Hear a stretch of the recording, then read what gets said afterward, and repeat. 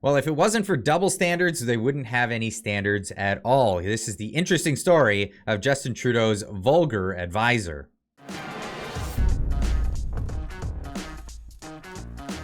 Now, massive criticism going at Jordan Peterson from the left-leaning College of Physicians, the College of Psychologists in Ontario, as they're pushing for him and using their authority to go after him and force him into re-education training. What that looks like, we're not sure yet. I don't think it's ever been done. And Jordan Peterson is, we're still yet to find out if he's actually going to go through with it or if it will even get us anywhere. But of course, this is due to his tweets on Twitter that people disagreed with. Now, people disagreed with him politically and disagreed with his demeanor and how he said things on Twitter. Of course, this is seriously an issue of free speech at this point. But they said because he is subject to the College of Psychologists, they have a say in what he does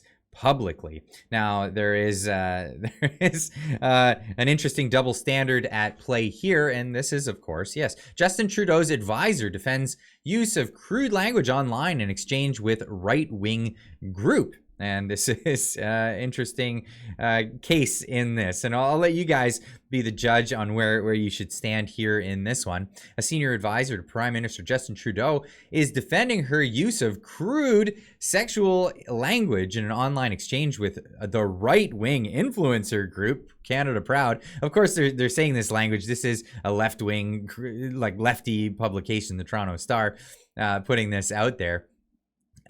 Stating that she was subject to a coordinated harassment campaign and that Canada Proud traffics in vile disinformation. Of course, one man's truth seeker is another man's disinformation peddler. So we'll see how this plays out here. The exchange occurred on a series of posts on X, formerly known as Twitter, over the weekend, in which the PMO's newly hired advisor, Supriya Dwivedi, I hope I'm pronouncing that correct, derided Canada Proud for having a raging, I don't even know if I can say this on YouTube. Can I say this stuff? Well, better be careful on what we say. A raging thing that men get for female journalist who covers the far right, former journalist. You may want to put in there. I think she got another job. Maybe we'll be doing another video about the new job that Rachel Gilmore has gotten. But I digress. Let's get into this story.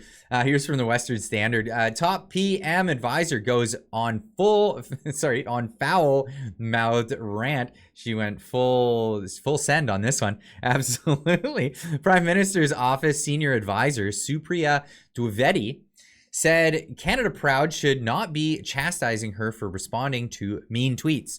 Great stuff, as always, from Incel Adjacent Crowd, tweeted Dwivedi on Sunday. Now, incel, if you're not familiar with that term, is referring to a group of people who actually name themselves this, the involuntarily celibate groups. It became a way of people chastising men. It's what would you call this? Toxic femininity? I don't know what you would use this for, but it's a way of trying to chastise men and tell them that they're not successful in the sexual market, in sexual market value.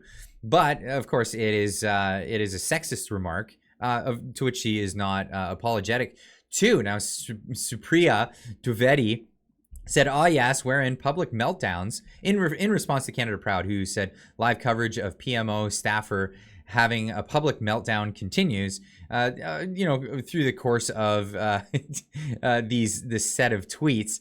Now, she wrote, yes, we're in public meltdowns means responding to tweets that a random man has tagged me in. Great stuff, as always, from the Incel Adjacent Crowd, of course. Very, very professional way of behaving when, this is the office that you hold, no matter what the case here. Dwivedi was commenting on Canada Proud, saying she was being hysterical for her reaction to Prime Minister Justin Trudeau's calling Conservative nomination candidate Jamil Giovanni from Durham, Ontario, a twofer. The live coverage of PMO staffer having a public meltdown continues, she said in her tweet. Now, a little background on that story. Now, this is a thing that broke last week. It was, and this is Noe Chartier reporting on this. Now, the clip went viral. It went all over the place. Trudeau takes shots at Tory candidates today during caucus address. Now, this is, again, on the 25th of January.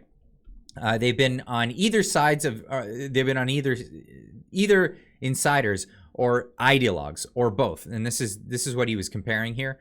He calls Jamil Giovanni a twofer for being both. Now, of course, in this case, a lot of people wanted to take exception on what was being said there. Now, Jamil Giovanni, he did have a response to this because of what Trudeau said afterwards. And now, Pierre Poilievre's new candidate in Durham is a twofer. He's both an ideologue and an insider.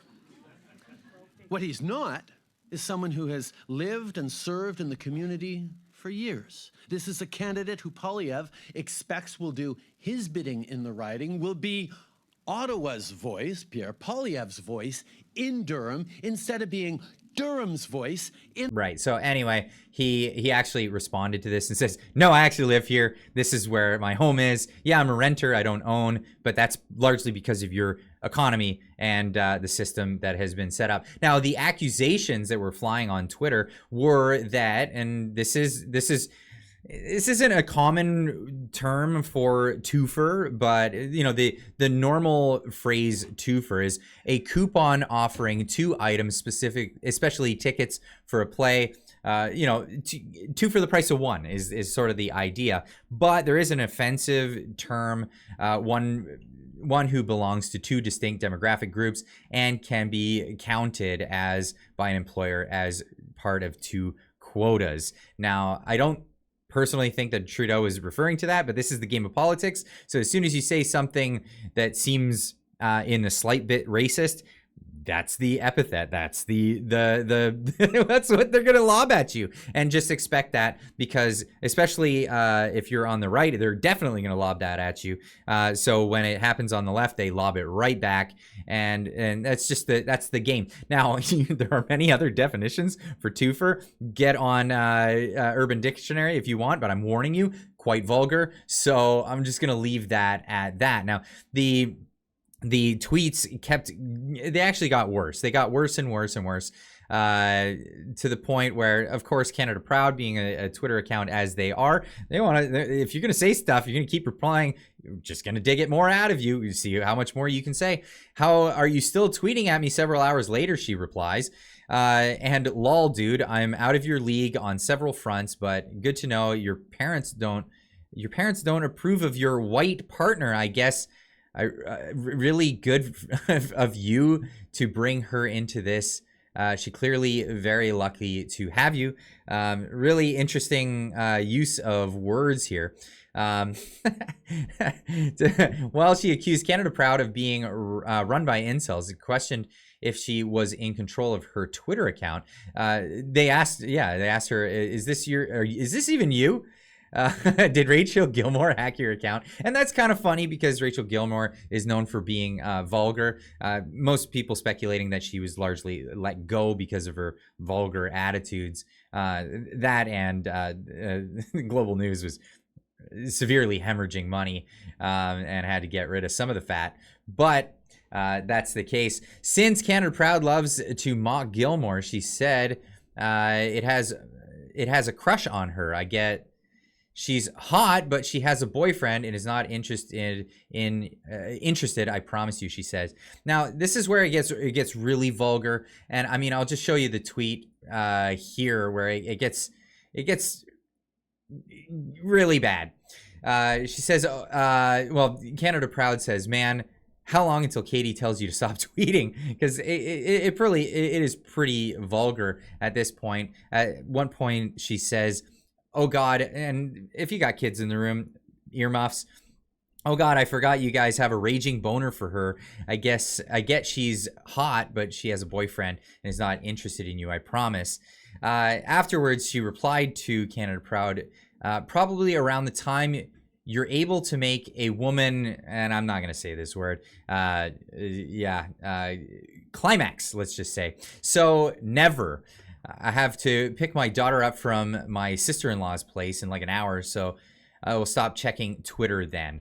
To which Christine Van Gyn, who's a lawyer for the CCF, she had to, I believe she felt compelled to reply. Ooh, what a disgusting way to talk.